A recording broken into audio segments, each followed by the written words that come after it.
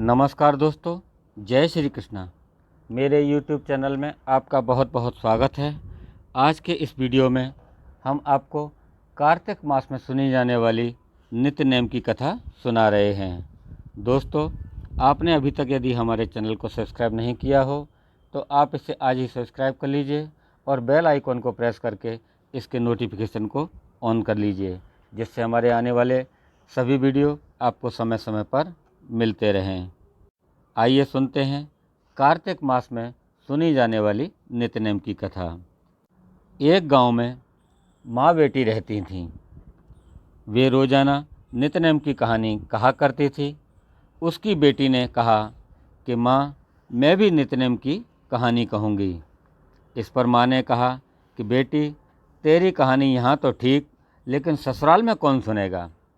तब उसने जिद की और नित्य नेम की कहानी वह भी कहने लगी। एक दिन उसकी शादी हुई। वह ससुराल गई तो सबसे कहती कि मेरी कहानी सुन लो। तब सभी कुछ ना कुछ बहाना करके उसकी कहानी को सुनते नहीं थे और बहाना बनाकर टाल देते थे। कोई कहानी नहीं सुनता तो वह दिन भर भूखी रहती। तब एक दिन उसकी पड़ोसन ने कहा कि मैं तेरी कहानी अवश्य सुनूंगी। इस प्रकार उसकी पड़ोसन रोज़ आ जाती, वह उसे कहानी सुनाती। इस प्रकार वह बहू खाना खा लेती। एक दिन ननद ने अपनी माँ से कहा कि भाभी पड़ोसन के कहने पर तो खाना खा लेती है और हम कहते हैं तो वह खाना नहीं खाती है। तब माँ ने कहा कि उससे मना कर देना। तब लड़की ने ऐसा ही किया। अपनी पड़ोसन से उस लड़की ने मना कर दिया। तो पड़ोसन ने अपने पति से कहा कि उसकी बेटी मना करती है। पति ने कहा कि उसकी माँ मना करे तब मत जाना। अगले दिन सास ने मना कर दिया तो पड़ोसन नहीं आई। बहू की कहानी अब कोई सुनने वाला नहीं था। अब वह भूखी प्यासी रहती। तब ससुर ने पूछा कि बहू, क्या बात है। तब सास ने कहा कि वह तो अच्छी है, कामकाज तो कर लेती है, मगर कुछ खाती नहीं है।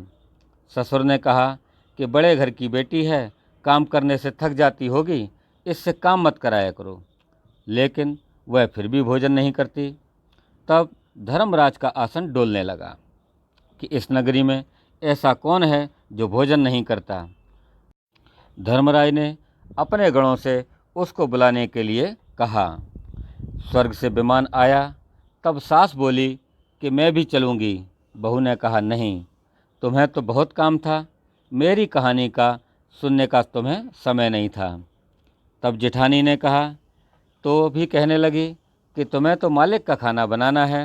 ननद ने कहा तो कहने लगी कि तुम्हें तो गुड्डे गुड़िया खेलने से ही फुर्सत नहीं थी। फिर पड़ोसन बोली कि मैं चलूं, तो वह बोली कि हाँ चलो, तुमने ही मेरी नित्य नेम की कहानी सुनी है। वह अपने मालिक के पास गई।